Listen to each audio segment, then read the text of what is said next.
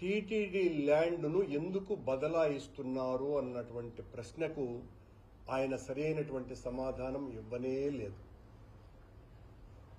దానికి కూడా అన్ని కోట్లు అంటాడు, ఇన్ని కోట్లు అంటాడు అని నా మీద చాలా ఎక్కువగా మాట్లాడారు.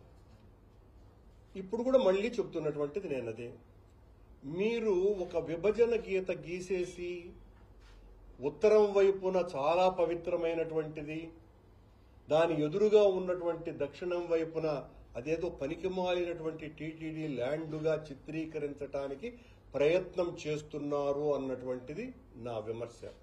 ఎదురుగా ఉన్న ఆ స్థలంలో వెంకటేశ్వర స్వామి వలన, ఆయన కృప వలన, దయ వలన, దాక్షిణ్యం వలనే లక్షలాది మందికి నేత్రదానం జరగటానికి ఆయన ఇచ్చినటువంటి స్థలమే కారణము.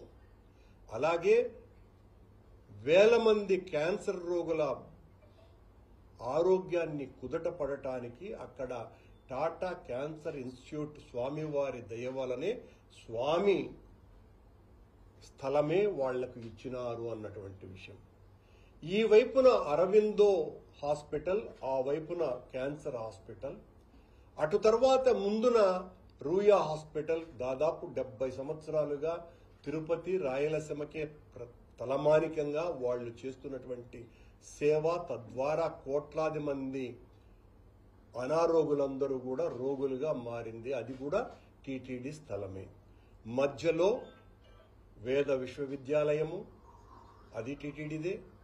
భారతీయ విద్యాభవన్ ద్వారా అత్యంత ప్రతిష్టాత్మకమైనటువంటి చదువు నేర్పిస్తున్నటువంటి పాఠశాల, అది కూడా టీటీడీదే. ఇలాంటి సంస్థలు ఉన్న చోట మీరు ఎయిర్పోర్టు దగ్గర ఎక్కడో ఇవ్వకుండా 25 ఎకరాల స్థలాన్ని, అత్యంత విలువైనటువంటి స్థలాన్ని ఎలా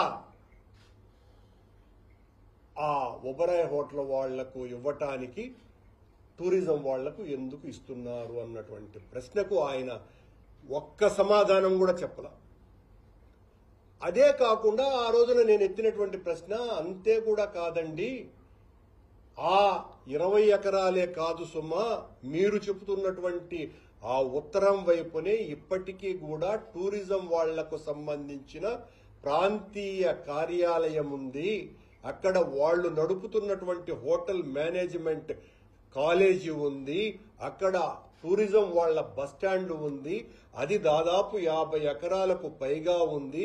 పక్కన వెంకటేశ్వర యూనివర్సిటీ ఇంజనీరింగ్ కాలేజీకి సంబంధించిన 15 ఎకరాలు స్థలము కూడా ఉంది. మీరు దాన్ని కూడా వెంకటేశ్వర స్వామి టీటీడీ తీసుకోవాల్సిన అవసరం ఉంది కదా అన్నటువంటి ప్రశ్నకు ఒక్క సమాధానం కూడా ఇవ్వకుండా ఆయన మాట్లాడినటువంటి మాటలు, ఆ దూషణ భూషణ పర్వాలు, ఒక టీటీడీ అధ్యక్షుడిగా ఉండి ఆయన మాట్లాడినటువంటి మాటలన్నీ కూడా తీవ్రమైన అభ్యంతరకరమైన పదాలు.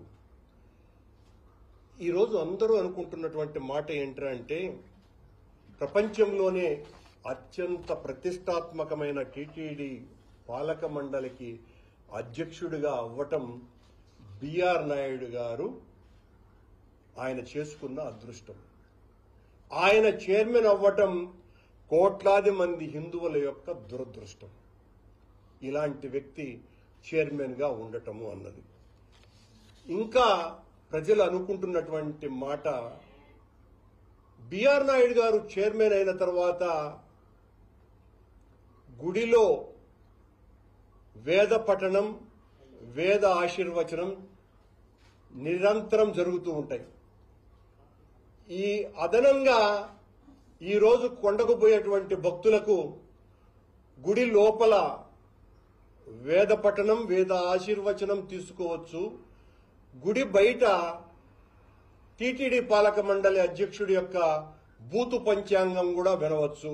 అది బోనస్ వచ్చేటువంటి భక్తులకు అనని అందరూ కూడా అనుకుంటున్నటువంటి విషయం. బిఆర్ నాయుడు గారు ఈ చిల్లర చౌకబారు తనం వల్లనే తిరుమల యొక్క పవిత్రత వివాదాస్పదమవుతున్నది. ఆయన ఎంతసేపు మా మీద, జగన్మోహన్ రెడ్డి గారి మీద, సాక్షి మీద, నా మీద మేము రాజకీయం చేస్తున్నాం, వెంకటేశ్వర స్వామి దాడి చేస్తున్నాం అన్నటువంటి పిక్చర్ ఇస్తున్నారు. మేము హైందవ ధర్మ పరిరక్షణ కోసమని మీరు అధ్యక్షుడిగా చేస్తున్నటువంటి అరాచకాల మీద చంద్రబాబు గారి ప్రభుత్వంలో ఈ స్వామి యొక్క పవిత్రత మంటగలవటం మీద మాత్రమే మేము మాట్లాడుతున్నది. మిమ్మల్ని మేము సంస్కరించుకోండి అని చెబితే మీరేదో స్వామి మీద దాడి చేస్తున్నారు ఈ కీచకులంతా అన్నట్టుగా మాట్లాడుతున్నారు. ఒక్క ప్రశ్నకు మీరు సమాధానం ఇవ్వరు. కానీ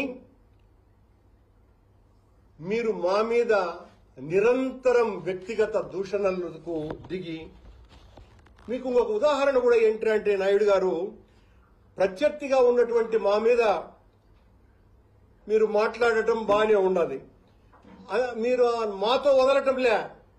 టీటీడీ ఉన్నతాధికారులు ఇతర సిబ్బందితోనూ కూడా మీరు చాలా అగౌరవంగా వ్యవహరిస్తున్నారు అన్నటువంటి విషయం కూడా అందరికీ తెలుసు. మీతో ఉన్నతాధికారులు అందరూ కూడా విభేదిస్తున్న సంగతి కూడా అందరికీ తెలుసు.